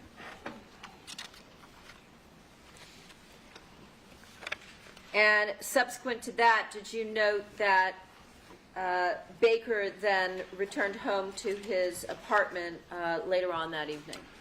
Yeah, there's some movement around the area. He actually goes out to the east a little bit later in the evening. I would say by midnight, that phone is at the apartment for that evening.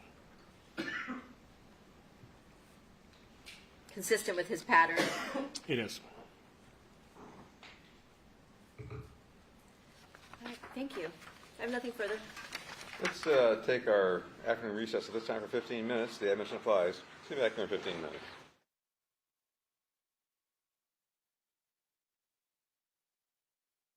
On the record, Fabio Sementilli, the defendant is present, all counsel present, jury and alternate present. Mr. Ray, you're still under oath, and Mr. Jones, you may cross. Thank you, Your Honor.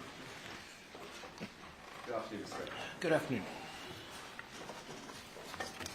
I wanted to first talk about just one aspect of your PowerPoint presentation. And actually, I'm only just going to go to one slide if you're able to bring it up on your computer. Take me a minute.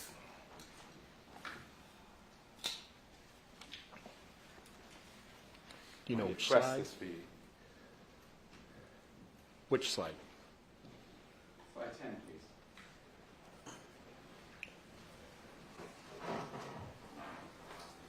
This is the video, just before you play it. This is January 22nd, 2017, is that right? Correct. Looks like it's going to start right around 3 o'clock. In the afternoon on that day. That is correct. The red circle, that is Robert Baker's device, correct? Yeah, and it might be hard to see on these TVs. There's actually two red circles. There's one right here, and there's one right here. These are off of data connections. And then this bigger red shape that we see, that's the voice call. And at the moment, at 3 p.m., it's consistent with his device being at his home address, right? In that general area, yeah, the Independence Drive. All right. Do you mind just playing it, and then I'll tell you to pause it, if that's okay? Sure.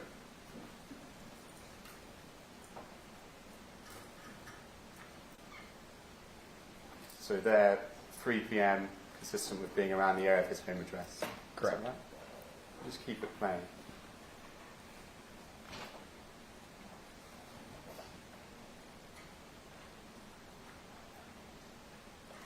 Just keep it playing if you don't mind.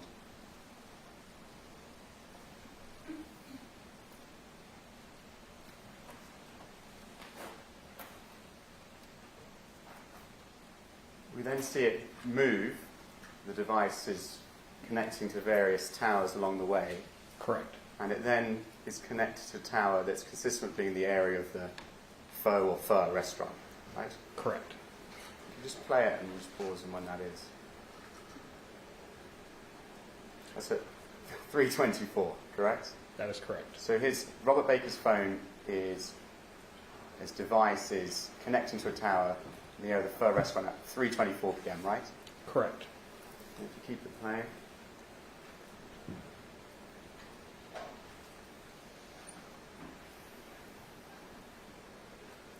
That's the restaurant, correct? Correct. You just keep it playing. Come back to this. Keep it playing.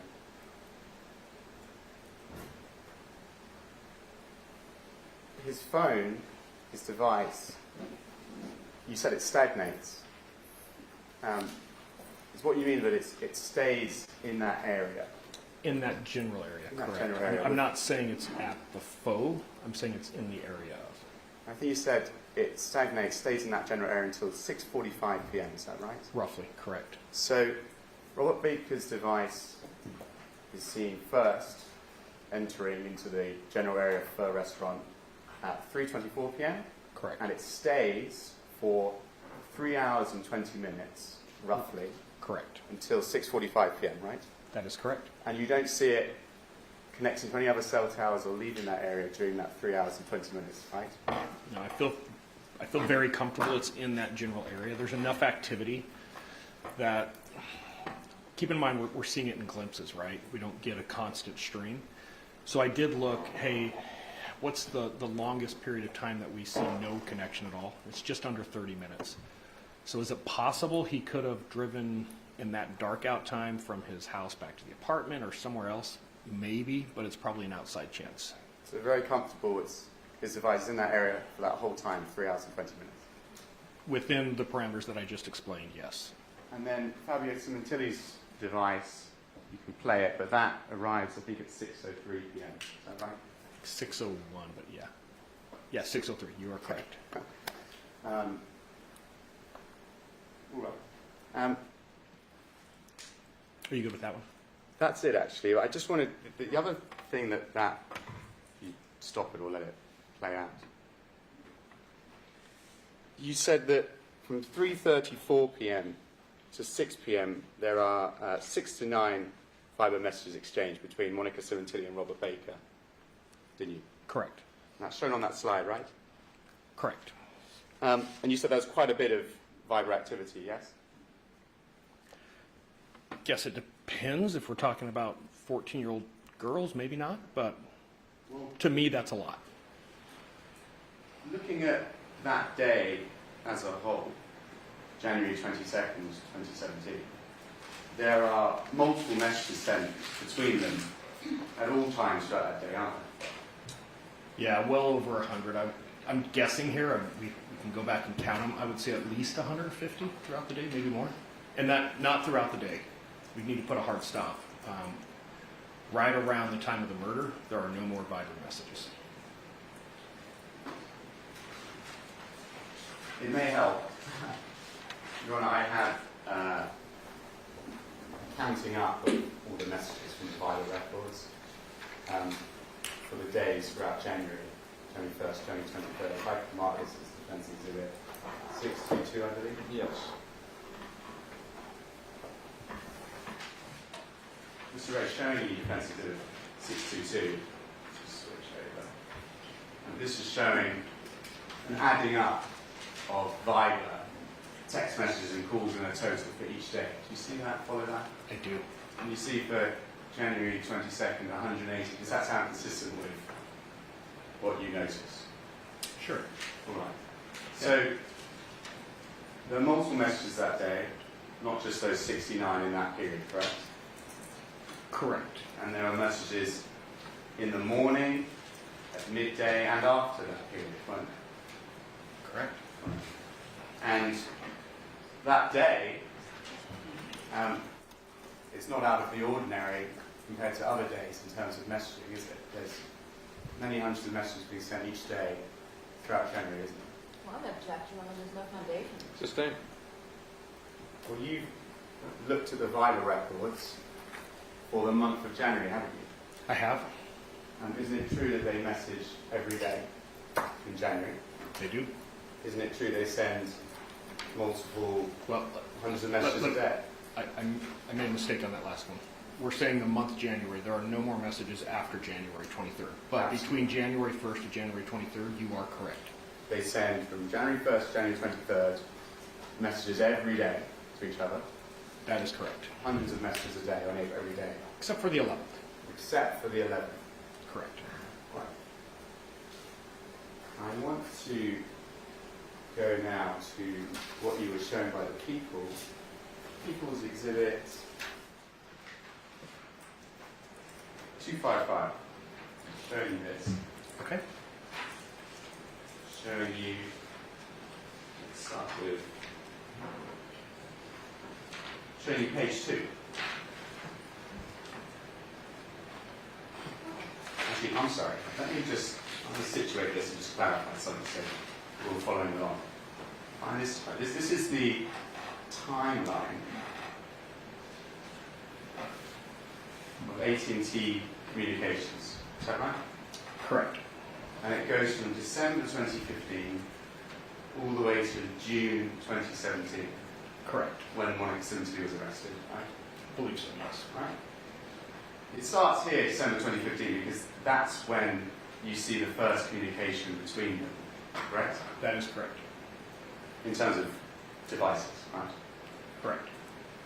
And then what we have here are the SMS messaging and calls using the sort of normal phone SMS calling function. Is that fair to say? The regular network text messages, yes. Not viral. Correct. Okay, so just looking at these, so it's all of this, but the concentrations here in these ones, right? Correct. And going back, you had a sort of analysis of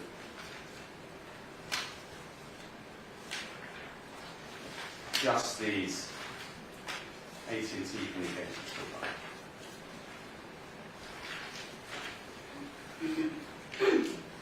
This is an analysis of those communications, right? From October 1st to June 14th, you are correct. Yes, and October is when you start looking at the records, but as you said, they don't actually start communicating until December, right? Correct. Okay. So we see here, this is communications from Monica Sementilli to Robert Baker. This is communications from Robert Baker to Monica Sementilli, correct? Correct. So there are SMS messages and there are calls. The SMS messages make up the vast majority of the communications, don't they? I would agree. And here, it's Robert Baker who is sending the vast majority of the SMS messages to Monica Sementilli, 2/3, correct?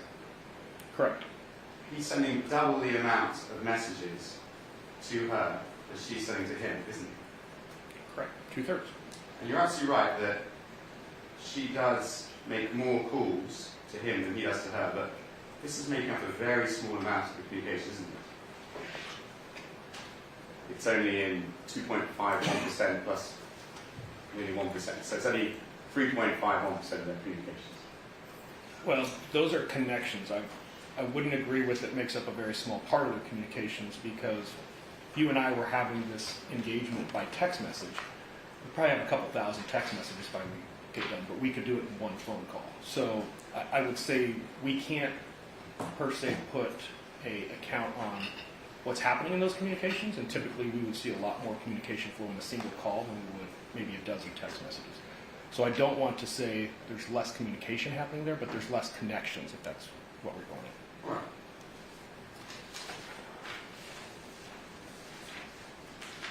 So here, going back to, this is page 4. I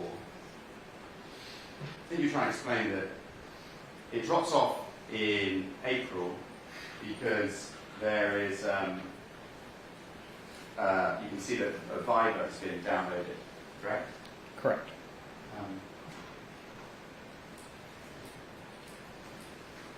One moment, I'm sorry.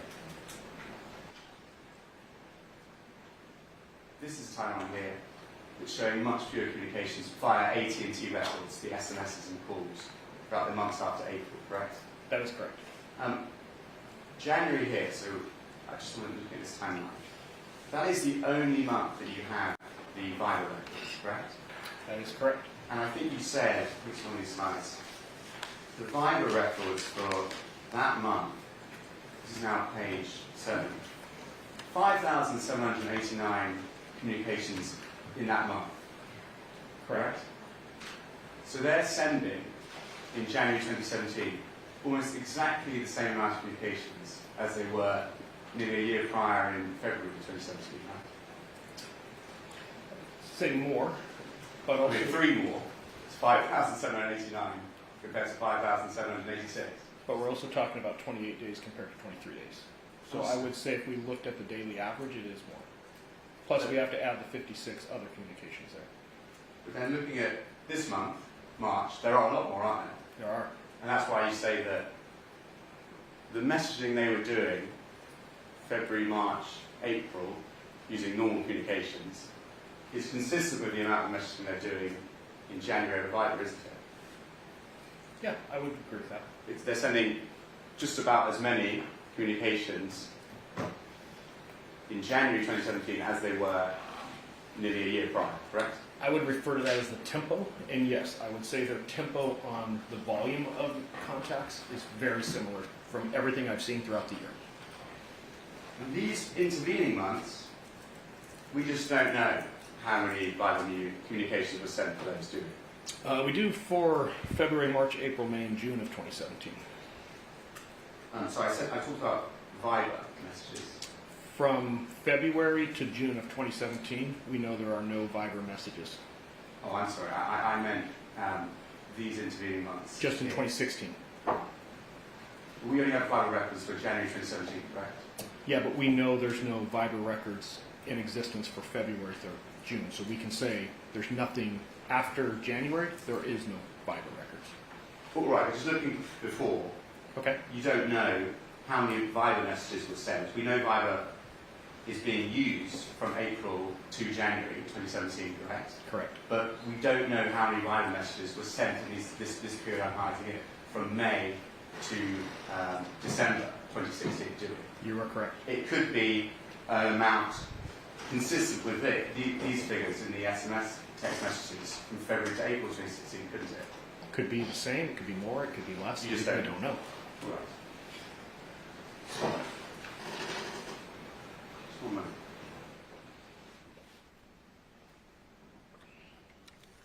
Actually, have no further questions, John. Any from other people? No, thank you. Thank you, Mr. Ray. Thank You're you. excused. Not that I'm clairvoyant, but am I correct that your next witness is not here yet? Oh.